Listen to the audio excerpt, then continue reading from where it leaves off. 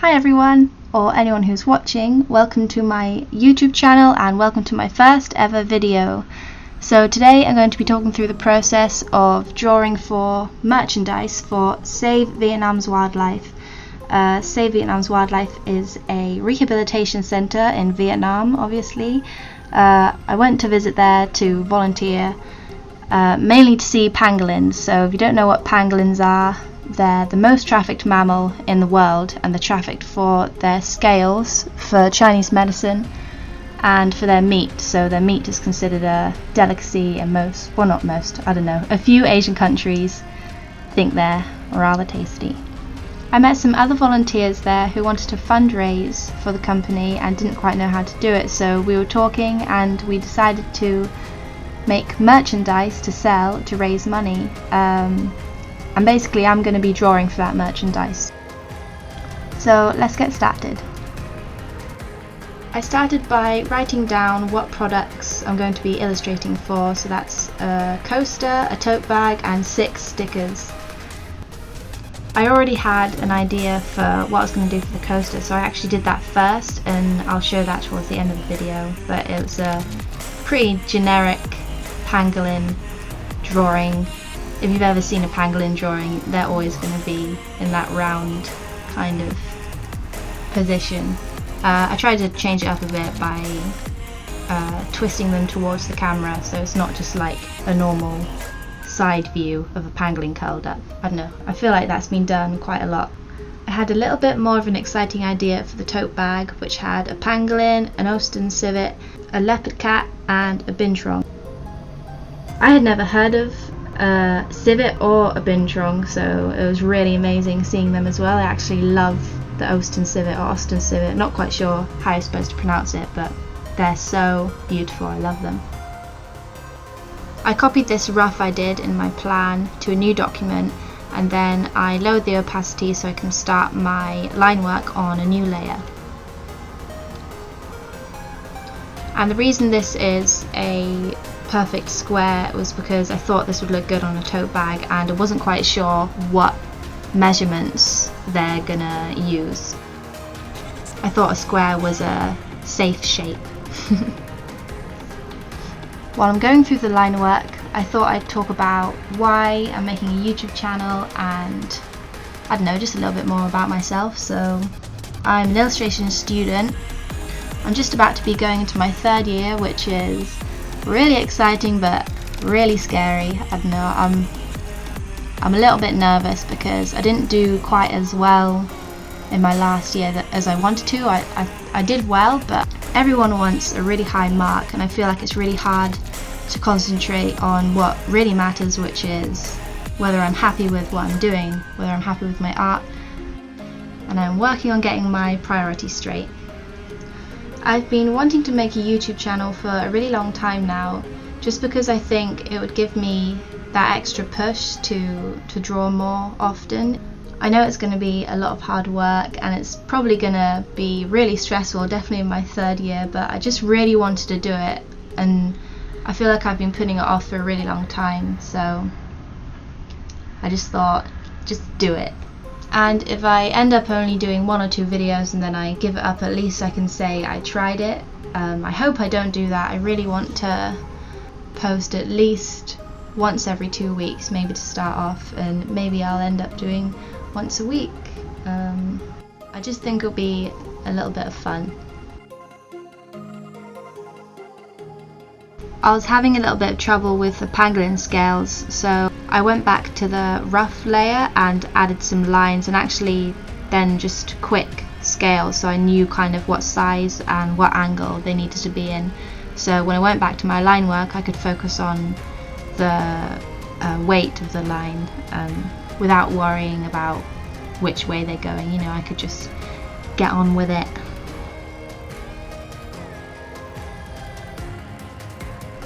I really enjoy watching other people's YouTube videos.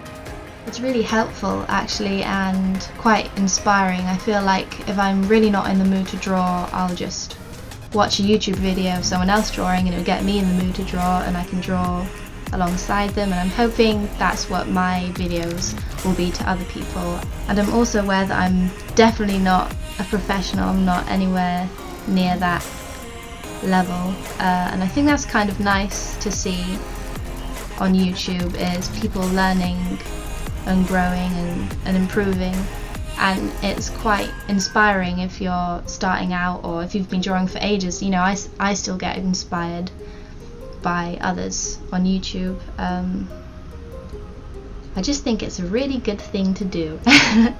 So yeah, that's what I'm doing. Yeah.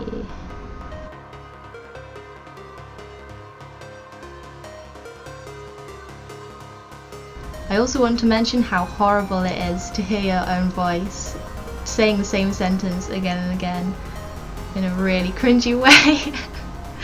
I'm trying hard to be, you know, relaxed and not stupid. I'm hoping it'll get easier. It should do, if I keep doing it. I'm gonna keep doing it. I feel like I'm a quitter a lot of the time. I give up. It really sucks. I really hate that about myself. I don't want to be so negative on my first video, so starting a YouTube channel is a way of trying to get out of that quitting kind of mindset, and if I stick to this, I know I'll be so proud of myself and it'll just be a really great accomplishment.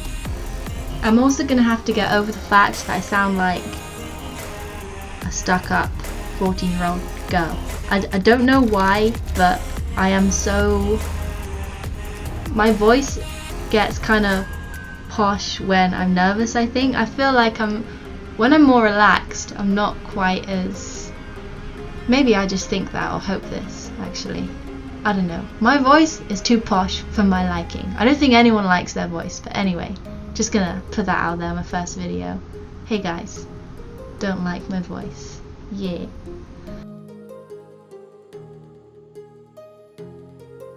The tail of the civet was looking really stiff. It was kind of too straight, and I feel like that happens a lot with my artwork. The sketch looks really nice and loose, and then when I go into the line work, it goes really stiff and it loses all its life. So I just went back and added a little bit of a curve in it. I don't know if that helped, but I liked it a little bit better, so I just left it like that.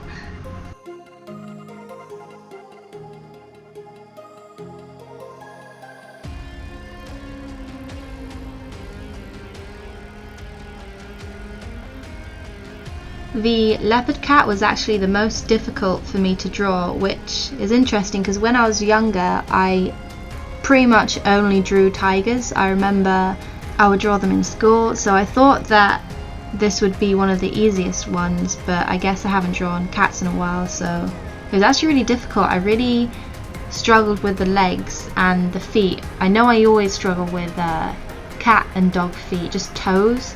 I feel like I get them, I just make them look really weird sometimes, but I don't know, I got there in the end, I think.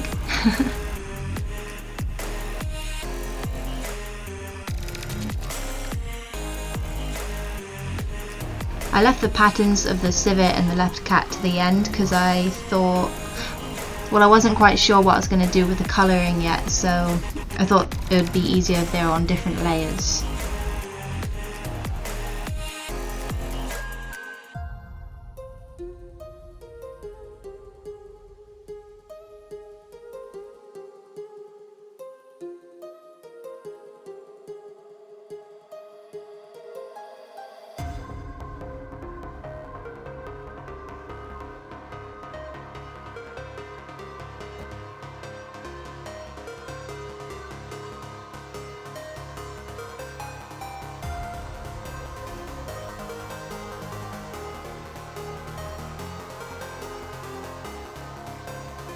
I started to get quite excited when I started filling in the branches because it was all coming together at this point. I feel like it was a really nice way of separating out the animals, and just that simple thumbnail at the start didn't really convey what I had in my mind, and when I started filling out the branches I saw what I wanted to see.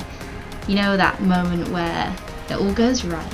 Sometimes it really doesn't do that, and you have something in your head and something completely different comes out, and that might not always be a bad thing, but sometimes it is. You just get really disappointed. Luckily that didn't happen with this anyway.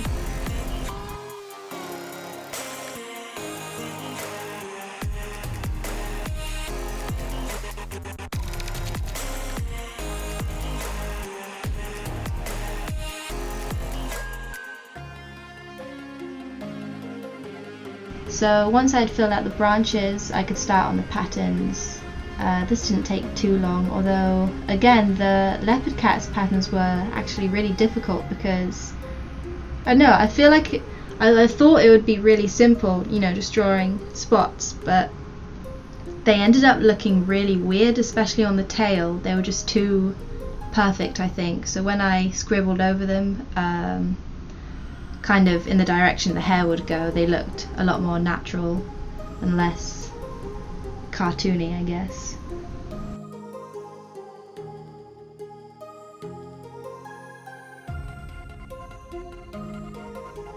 And when it came to colouring the civets' tail, you can see that it completely merged with the branch, obviously, because they're both black. So I decided to go back to the line work layer, create a clipping mask and colour it in white, which was probably not the best way to do it, because you'll see later when I mess with the colours of the line work,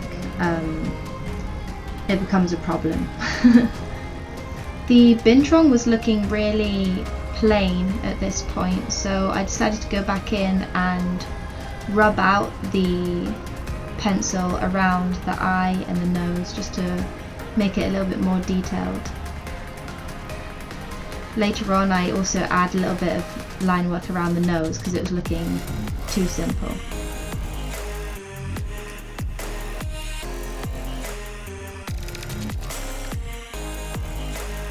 I was just going to leave the pangolin scales and the Bintrong as the only two things that were coloured in, but it was again looking quite out of balance, so I decided to lightly colour in the other two animals so they didn't stand out so much.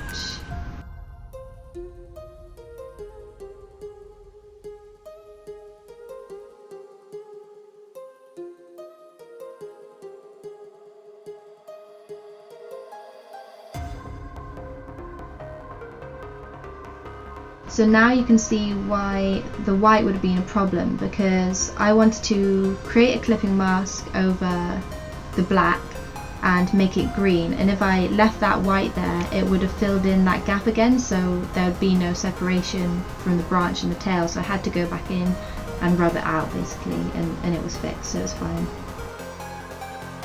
I took the green from Save Vietnam's Wildlife's logo, that's really hard to say. I wanted it to match their brand already because I feel like it was a little bit more professional this way. It would be a little bit weird if it was completely different colours or, you know, a really cartoony style. I just felt like that wouldn't really match their branding. And here's my coaster design that I did previously. I thought it turned out quite well. I wasn't too sure about the leaves. I just thought it looked a little bit boring, but I kind of like it now. I think it's alright.